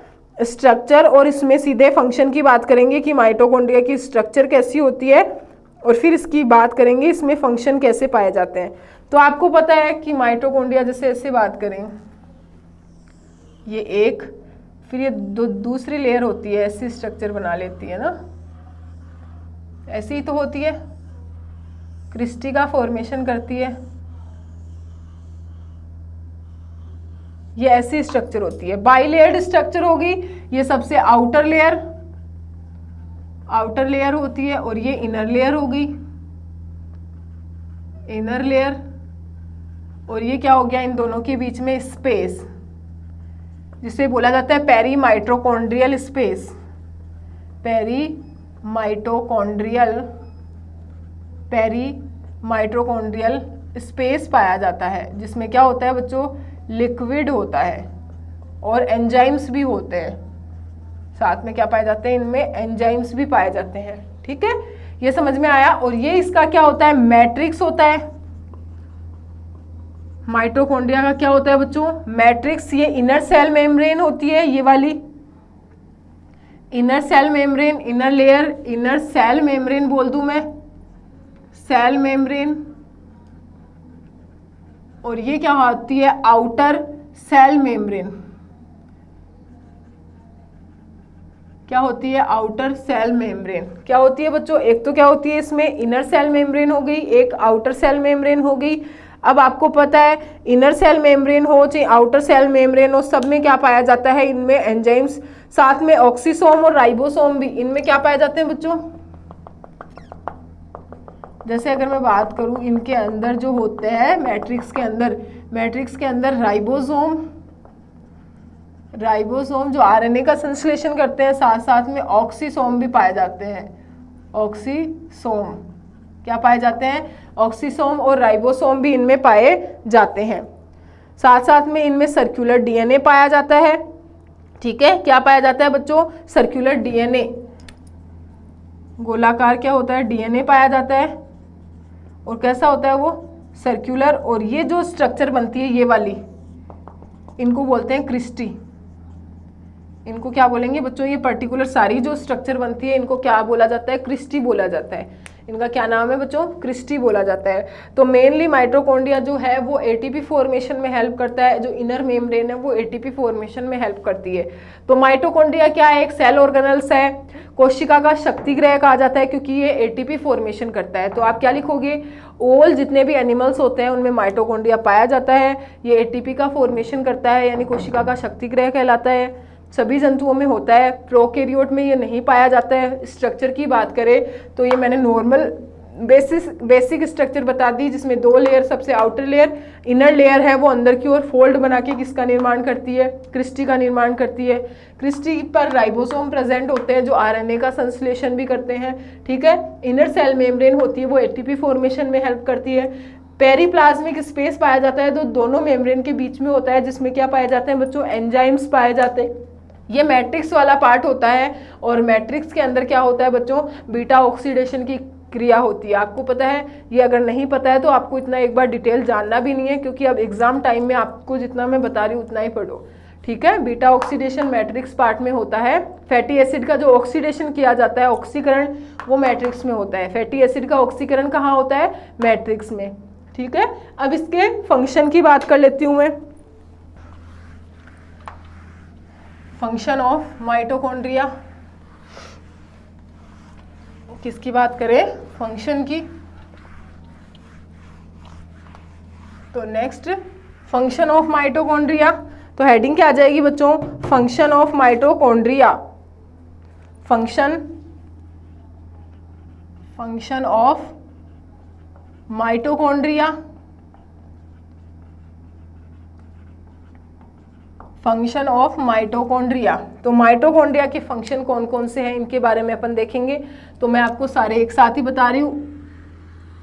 सबसे पहले मैं बात करूँ तो ये किसका, power house, formation of ATP, formation of ATP, यानी ये किसका फॉर्मेशन करता है, एटीपी, इसलिए इसको क्या बोला जाता है, power house, power house of cell. क्यों, ये किसका फॉर्मेशन करता है, एटीपी का निर्माण करता है, इसलिए इसे पावर हाउस ऑफ सेल भी बोला जाता है। सेकंड में बात करूं, ये एनएरोबिक रेस्पिरेशन करवाता है, sorry aerobic respiration, aerobic respiration करवाता है, यानी वायवीय श्वसन, वायुवीय श्वसन करवाता है ये। नेक्स्ट मैं बात करूं इसके अंदर, नेक्स्ट हो जाएगा बच्चों, ये क्या करता है, वसा का फैटी एसिड का मेटाबॉलिज्म, यानी बीटा ऑक्सीडेशन करवाता है ना, बीटा ऑक्सीडेशन, यानी फैटी एसिड का ऑक्सीकरण, ऐसे लिख दूं, और इसको अपन क्या बोल देंगे, ये metabolism, metabolism of fatty acid, fatty acid का उपापचय, क्या बोलते हैं इसको बच्चों, ये फैटी एसिड के उपापचय में हेल्प करता है। नेक्स्ट अगर बात की जाए इसके बाद में, ये क्या करता है, अमीनो एसिड का निर्माण करता है, पीतक का निर्माण करता है, अमीनो एसिड का निर्माण करता है, पीतक का निर्माण करता है, यानी योक, अंडे का जो पीतक होता है वो माइटोकॉन्ड्रिया में बनता है, माइटोकॉन्ड्रिया बनाता है, पीतक का निर्माण करता है, ठीक है।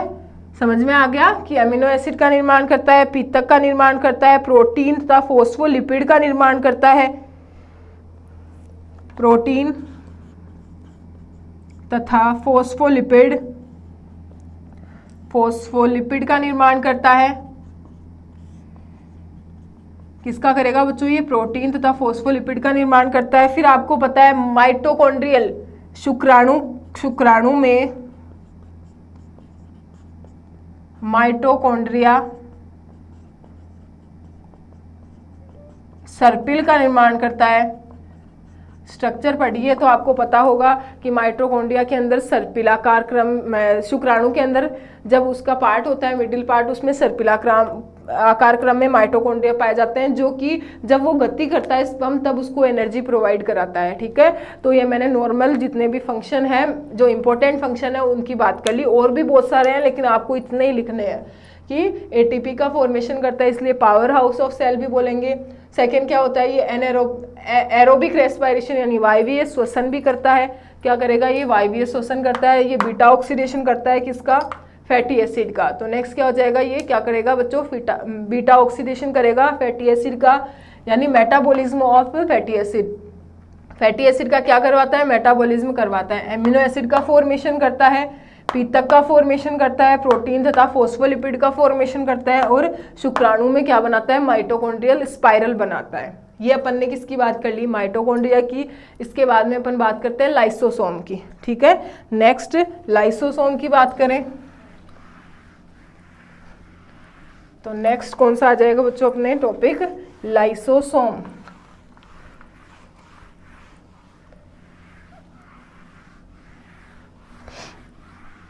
तो नेक्स्ट हेडिंग अपन लगाएंगे बच्चों किसकी, लाइसोसोम की। आपको पता होना चाहिए कि लाइसोसोम क्या होते हैं और लाइसोसोम का जो फंक्शन होता है वो क्या होता है। मेनली अपन को फंक्शन ही देखने हैं।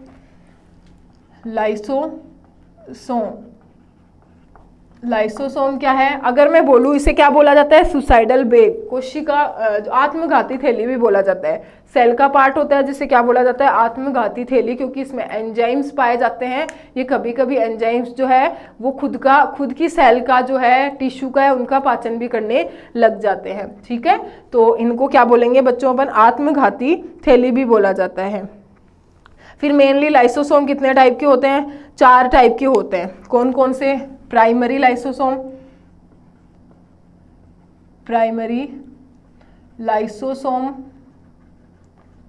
सेकेंडरी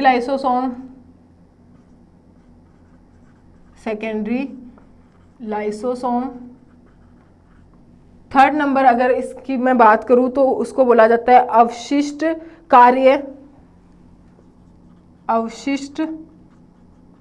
कार्य। फोर्थ नंबर होता है इसमें सुसाइडल, फोर्थ नंबर क्या हो जाएगा बच्चों, सुसाइडल बैग, आत्मघाती थैली के फॉर्म में पाए जाते हैं। और लास्ट जो होता है वो होता है स्वेलेन यानी ऑटोफेगोसिस।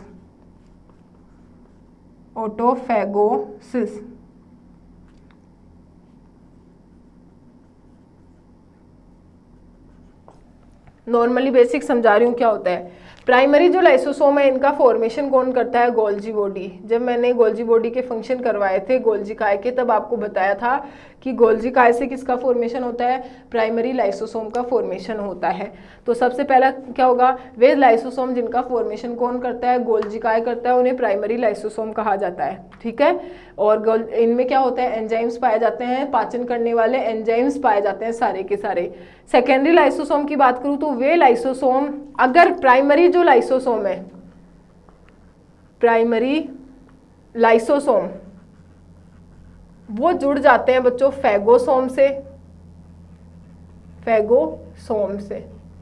तब वो क्या बनाते हैं, सेकेंडरी लाइसोसोम बनाते हैं। कि प्राथमिक लाइसोसोम है अगर वो फैगोसोम से जुड़ जाएंगे तो वो क्या बन जाएंगे, सेकेंडरी लाइसोसोम बन जाएंगे। समझ में आया, प्राथमिक लाइसोसोम अगर फैगोसोम से जुड़ेंगे तो वो क्या बन जाएंगे, सेकेंडरी लाइसोसोम। फैगोसोम क्या होते हैं, जब फैगोसाइटोसिस की क्रिया होती है, नहीं जो अवशिष्ट पदार्थ है उनको बॉडी से बाहर निकाला जाता है तो वो वैक्यूल की फॉर्म में प्रेजेंट होता है, उसी को अपन क्या बोलते हैं, फैगोसोम। तो प्राइमरी लाइसोसोम जब फैगोसोम के साथ जुड़ता है तो सेकेंडरी लाइसोसोम बना लिया। प्राइमरी क्या होता है, गोल्जी काय से फॉर्मेशन होने वाले लाइसोसोम को प्राइमरी लाइसोसोम बोल देंगे। नेक्स्ट अवशिष्ट काय की बोलूं, मान लो सेकेंडरी लाइसोसोम का सारा पार्ट यूज ले लिया गया, लास्ट में यूज लेने के बाद इसका सेकेंडरी लाइसोसोम के यूज होने के बाद जो सेकेंडरी लाइसोसोम का अपशिष्ट बचता है वो क्या होता है बच्चों, अवशिष्ट कार्य, जिसका सीधा अपन फैगोसाइटोसिस के द्वारा बाहर निकाल दिया जाता है, क्योंकि ये जो होता है वो बहुत ज़्यादा हानिकारक होता है। ठीक है, इसको फैगोसाइटोसिस के द्वारा सेल से बाहर निकाला जाता है। सुसाइडल बैग, कभी कभी आपने देखा होगा कि जितनी सेल्स होती है उनके अंदर ये जो लाइसोसोम होते हैं वो छोटी छोटी पाउच की फॉर्म में पाए जाते हैं, जिनमें क्या भरे रहते हैं, एंजाइम। ये पाउच क्या हो जाते हैं, जितने भी अपमार्जक का कार्य करते हैं, यानी जितने भी बैक्टीरिया सेल्स जो होती है, एक्स्ट्रा सेल्स जो होती है, अपघटित सेल्स होती है, उनको हटाने का कार्य करते हैं, तो उनको अपन क्या बोल देंगे, सुसाइडल बैग की तरह। स्वेलेन यानी ऑटोफेगोसिस का मतलब होता है कभी कभी ये जो सुसाइडल बैग होते हैं ना, ये फट जाती है और अपनी सेल टिश्यू का पाचन करने लग जाती है। ये मेनली होता है बच्चों लीवर के अंदर। जब लीवर को भोजन का पाचन करने का नहीं मिलता है तो वो लीवर जो है वो खुद की सेल्स का ही पाचन करने लग जाता है। ठीक है, सबसे ज़्यादा लीवर में होता है ऑटोलाइसोसिस या ऑटोफेगोसिस, ऑटोलाइसिस भी बोल देंगे इसको बच्चों, ऑटोलाइसिस। ठीक है। इसमें क्या होता है कि खुद का ही पाचन करना। तो कब होगा? जब लीवर आपको पता है भोजन को पचाती है, तो जब उसको भोजन नहीं मिलता है ना, कभी कभी रेयर चांस में वो क्या करने लग जाती है, खुद की सेल्स का ही पाचन करने लग जाती है। तो ये मैंने आपको शॉर्टली बता दिया है। प्राइमरी लाइसोसोम क्या होते हैं? लाइसोसोम क्या होते हैं? सबसे पहले कोशिका में पाए जाने वाले एक सेल ऑर्गेनल्स होते हैं जो मेनली किसका वर्क करते हैं? जो अपशिष्ट पदार्थ होते हैं या अपमार्जक का वर्क करते हैं, सफाई करने का वर्क करते हैं सेल की। जो जितने भी, अगर मैं बोलूँ डेड मटेरियल है, मृत पदार्थ है, उनको हटाते हैं। लाइसोसोम जो है, इनका फॉर्मेशन कौन करता है? मेनली गोल्जी बॉडी के द्वारा किया जाता है। इन्हें क्या बोला जाता है? आत्मघाती थैली भी बोला जाता है, सुसाइडल बैग भी बोला जाता है, ठीक है। फिर ये 4 प्रकार के होते हैं: प्राइमरी लाइसोसोम, सेकेंडरी, टर्सरी या फिर अवशिष्ट कार्य, सुसाइडल बैग और ऑटोलाइसिस। वे लाइसोसोम जिनका फॉर्मेशन गोल्जी बॉडी से होगा, अगर प्राइमरी लाइसोसोम के साथ जुड़ते हैं फेगोसोम तो सेकेंडरी बनाते हैं। सेकेंडरी का यूज करने के बाद जो अपशिष्ट बचता है उसको अपशिष्ट कार्य में किया जाता है। अपशिष्ट कार्य नहीं बच्चों, अपशिष्ट काय, ठीक है। नेक्स्ट, अपशिष्ट काय जो है उनको बॉडी से बाहर फेगोसाइटोसिस के द्वारा निकाला जाता है, सेल से बाहर, सॉरी बॉडी से बाहर नहीं। सुसाइडल बैग क्या होते हैं? ये अपमार्जक का कार्य करते हैं, यानी अब सेल के अंदर जितने भी मृत अपशिष्ट पदार्थ हैं उनका पाचन करने का वर्क करते हैं। सेल, कभी कभी जो सेल्स होती है वो खुद जो कभी कभी लाइसोसोम प्रेजेंट होते हैं सेल में, वो खुद की सेल का ही पाचन करने लग जाते हैं, जिसको स्वेल बोला जाता है। ये कब होता है? जब लीवर को भोजन नहीं मिलता है पाचन करने के लिए। समझ में आया? ये तो अपन ने इनके टाइप्स की बात कर ली। अब अगर मैं बात करूं फंक्शन की, तो अपन नेक्स्ट क्या लिखेंगे इनमें? Function of lysosome. मेनली क्या करते हैं? डाइजेशन करते हैं ना। फंक्शन ऑफ लाइसोसोम की बात करें, और लाइसोसोम का मेन फंक्शन क्या करता है बच्चों? क्या होता है? ये डाइजेशन करता है, यानी पाचन करने का वर्क करता है। मेन फंक्शन क्या होता है? ये पाचन करते हैं, डाइजेशन में हेल्प करते हैं, हेल्प या मृत पदार्थों का पाचन करते हैं। तो फंक्शन ऑफ लाइसोसोम, सबसे पहले तो ये डाइजेशन यानी पाचन, ये इंट्रासेल्यूलर भी करते हैं यानी सेल के अंदर, और एक्स्ट्रा सेल्यूलर यानी सेल के बाहर, दोनों टाइप का क्या करते हैं बच्चों? ये पाचन करते हैं। तो सबसे पहले क्या लिख दिया? लाइसोसोम किस में हेल्प करते हैं? पाचन में। फिर ये क्या करते हैं? अपमार्जक का कार्य करते हैं। दूसरा, अपमार्जक यानी अपनी सेल के अंदर जो मृत अपशिष्ट है उनको खाना। थर्ड, अगर मैं बात करूं तो ये किस में हेल्प करते हैं? ये मृत कोशिकाओं का निष्कासन करवाते हैं, मृत सेल्स का निष्कासन करवाएंगे, ठीक है। किस में हेल्प करते हैं? मृत कोशिकाओं का ये निष्कासन करवाते हैं। इसके बाद में निषेचन में भी हेल्प करते हैं, निषेचन में भी हेल्प करते हैं। नेक्स्ट अगर बात की जाए तो ये कायांतरण यानी मेटामॉर्फोसिस भी करवाते हैं। कायांतरण यानी मेटामॉर्फोसिस, इसमें हेल्प करेंगे बच्चों ये कायांतरण यानी मेटामॉर्फोसिस में भी हेल्प करते हैं। कौन बच्चों? लाइसोसोम की बात हो रही है। किसकी बात कर रहे हैं अपन? लाइसोसोम। तो लाइसोसोम जो है वो कायांतरण या मेटामॉर्फोसिस में भी हेल्प करते हैं। तो यहाँ तक आपको समझ में आ गया। तो ये अपन ने बात किसकी की है? ये लाइसोसोम के फंक्शन की बात की है। अब नेक्स्ट लाइसोसोम के बाद में अपना आता है बच्चों डिवीजन, विभाजन। कितने टाइप का होता है? डिवीजन या जो विभाजन होता है वो कितने टाइप का हो गया? विभाजन की अगर अपन बात करें तो देखो, डिवीजन यानी विभाजन 2 टाइप का होता है। सीधा एक बार बेसिक समझा रही हूँ, उसको आप खुद अपने अकॉर्डिंग करना, क्योंकि ये 12th में भी है, 11th में भी है बच्चों, हर जगह आता है ये विभाजन। बॉटनी, जूलॉजी सब जगह आपने इसको डिटेल में पढ़ा भी है। अवस्थाएं भी होती है, प्रोफेज, मेटाफेज, एनाफेज, टीलोफेज। वही आपको डायग्राम याद करने हैं सारे, प्रोफेज का, मेटाफेज का, एनाफेज का, टीलोफेज का, और उसके कैरेक्टर्स पढ़ने हैं, चाहे वो अर्धसूत्री विभाजन के हो चाहे वो समसूत्री। तो अपन विभाजन की बात करें कि विभाजन सबसे पहले होता क्या है कि सेल का, एक सेल का डिवाइड होकर 2 सेल बनाना। 2 टाइप का हो गया, एक तो समसूत्री विभाजन, एक तो क्या हो गया बच्चों? समसूत्री विभाजन होता है, और एक क्या होता है? अर्धसूत्री होता है, अर्धसूत्री विभाजन। समसूत्री विभाजन का मतलब क्या होता है? माइटोटिक डिवीजन और एक मियोटिक। अगर एक सेल दो सेल बना रही है तो दोनों में गुणसूत्रों की संख्या पहले वाली जैसी कि समान है तो उसको समसूत्री विभाजन। जैसे ये एक सेल है, ये कैसी है? द्विगुणित है। जब ये दो सेल बनाएगी, इसने विभाजन करके कितनी सेल बना ली? 2। इसमें भी गुणसूत्रों की संख्या कैसी रही है? 2n और ये 2n। तो ये विभाजन कैसा हुआ बच्चों? समसूत्री। सॉरी, ये विभाजन कैसा हुआ? समसूत्री। फिर इसकी फेज बताई गई है कि प्रोफेज अवस्था में क्या होते हैं कि सेल में जितने भी जो पार्ट होते हैं केंद्रिका वो विलुप्त हो जाती है। फिर दूसरी है मेटाफेज अवस्थाओं में गुणसूत्र विभाजन होने लग जाते हैं। एनाफेज में विभाजितों के दोनों सिरों पर चले जाते हैं लेकिन ये जुड़े रहते हैं तर्कुतंतुओं के द्वारा।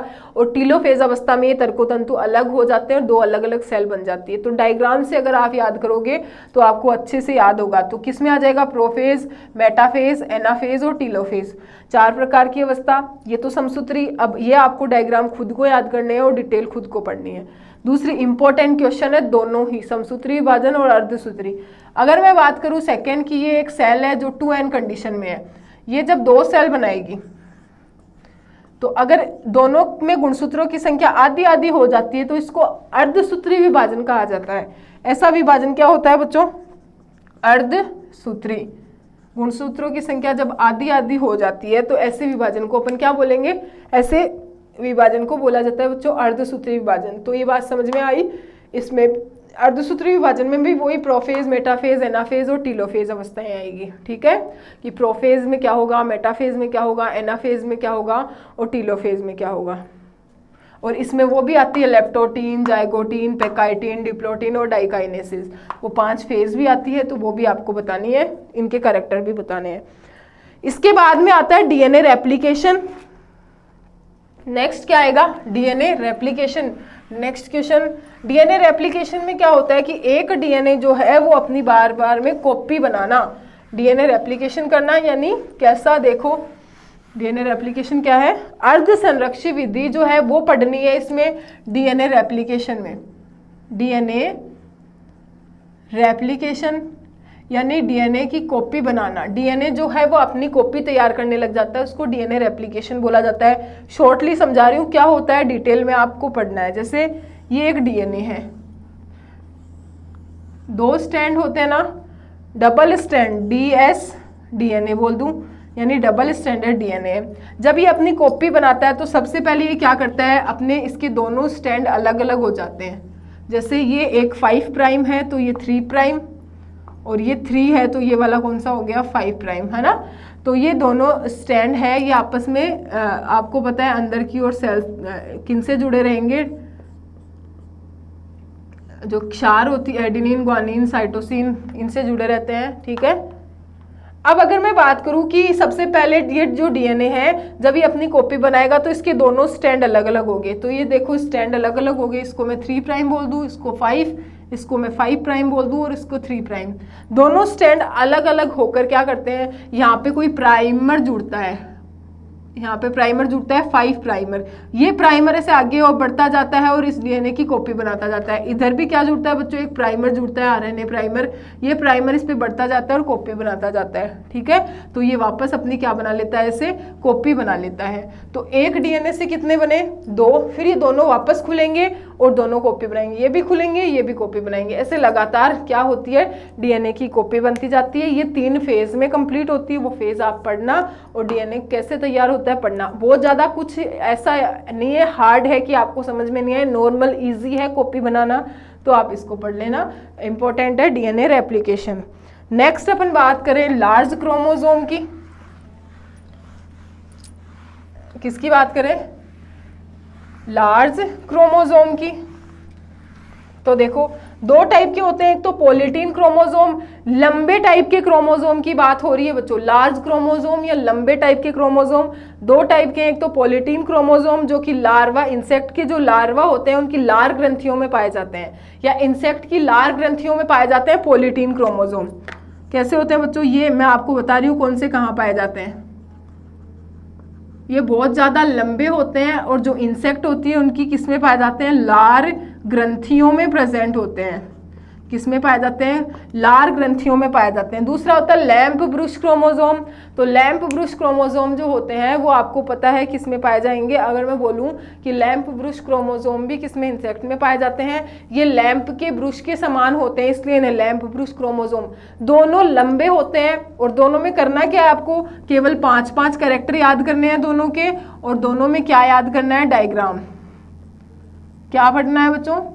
दोनों में तो आपको डायग्राम याद करना है और दोनों के केवल 5-5 कैरेक्टर याद करने हैं। लैंप ब्रुश क्रोमोसोम के भी 5 कैरेक्टर, पॉलीटीन क्रोमोसोम के भी 5 कैरेक्टर। पहला कहाँ पाए जाते हैं, फिर डीएनए आरएनए कैसा होता है, ये किस में हेल्प करते हैं और ये कौन से एनिमल में प्रेजेंट होते हैं, फिर इसका डायग्राम। ठीक है, अगर ये क्वेश्चन आता है तो दोनों आएंगे पॉलीटीन और लैंप, यानी दोनों क्वेश्चन 3-3 नंबर के आएंगे। तो 3 नंबर में आपको डायग्राम और 5 कैरेक्टर याद करने हैं। लास्ट जो है क्वेश्चन वो है ABO blood group. ABO blood group, तो एबीओ ब्लड ग्रुप में आपको पता है एबीओ ब्लड ग्रुप है तो पहला ए हो गया, फिर बी, फिर एबी और फिर क्या हो गया? ओ। इनमें ये याद रखना है कि एंटीजन क्या है और एंटीबॉडी क्या है। एंटीजन, एंटीबॉडी क्या है, और ये किसको डोनर यानी किसको किसको ब्लड दे सकते हैं और किससे ले सकते हैं। आपको चार्ट पता है, उस चार्ट के आधार पर आपको पूरा ये एबीओ ब्लड ग्रुप याद करना है। ठीक है, तो सिंपल है। 11th-12th में आपने बहुत अच्छे से पढ़ा है कि एबीओ ब्लड ग्रुप क्या होता है और कैसे इसको डिटेल में अपन पढ़ेंगे, समझ में आता है। ये तो मैंने जो क्वेश्चन ये छोड़ा है 1-2 क्वेश्चन, वो बहुत ज़्यादा इजी है बच्चों, केवल थ्योरी के पार्ट है। ठीक है, जैसे समसूत्री अर्धसूत्री विभाजन भी पूरी थ्योरी है, आपको कैसे विभाजन करना होता है वो। दूसरा आपका रेप्लिकेशन है, उसमें भी रेप्लिकेशन कैसे होता है। पॉलीटीन क्रोमोसोम हो गया, एबीओ ब्लड ग्रुप हो गया। लेकिन जो सेल ऑर्गेनल्स है ना बच्चों, वो वेरी वेरी इंपॉर्टेंट है। जो मैंने 5 सेल ऑर्गेनल्स बताए उनमें से 2 कन्फर्म आएंगे एग्जाम में। 5 में से 2 क्वेश्चन तो वहां से आएंगे और एक जो समसूत्री और अर्धसूत्री विभाजन है वहां से आएगा। ये क्वेश्चन तो आप जरूर पढ़ लेना बच्चों। ठीक है, तो ये आपका जो लेक्चर है वो मैंने इंपॉर्टेंट क्वेश्चन की सीरीज पूरी बता दी है कि कौन से आपको जो 10 या 11 क्वेश्चन है वो पढ़ने हैं। यही क्वेश्चन आप पढ़ो बच्चों। अब सेल बायोलॉजी आपको पता चल गया कि ये 11 क्वेश्चन इंपॉर्टेंट है, तो मैं बोलती हूँ आपको, मैं गारंटी देती हूँ आपको इस चीज़ की कि आप ये 11 क्वेश्चन पढ़ोगे तो आपका जो पेपर है वो 50% अटेम्प्ट हो जाएगा बच्चों। ठीक है, 3 क्वेश्चन जो है वो आराम से इन 11 क्वेश्चन में से आपको मिलेंगे, कन्फर्म मिलेंगे। तो आपके पास तीनों लेक्चर आ गए हैं, तीनों पेपर आ गए हैं बीएससी फर्स्ट ईयर के, तो आप इनके इंपॉर्टेंट क्वेश्चन भी पढ़ो आप, और साथ साथ में अगर जो स्टूडेंट है वो खुद एक्स्ट्रा पढ़ना चाहता है वो एक्स्ट्रा भी पढ़ सकता है। नेक्स्ट सेशन से अपन क्या करेंगे, जितने भी सारे वीडियोस है वो एक साथ लेके आएंगे, अपन टॉपिक वाइज वीडियो लेके आएंगे सब यूनिवर्सिटी के। ठीक है बच्चों, तो इस वीडियो को आप लाइक करना और अपने फ्रेंड्स के साथ शेयर भी करना ताकि ये जो इंपॉर्टेंट क्वेश्चन है उन्हीं को भी मिल सके। ठीक है बच्चों, तो आज की क्लास के लिए बच्चों अपन इतना ही पढ़ेंगे, अपन मिलते हैं नेक्स्ट क्लास में। Thank you.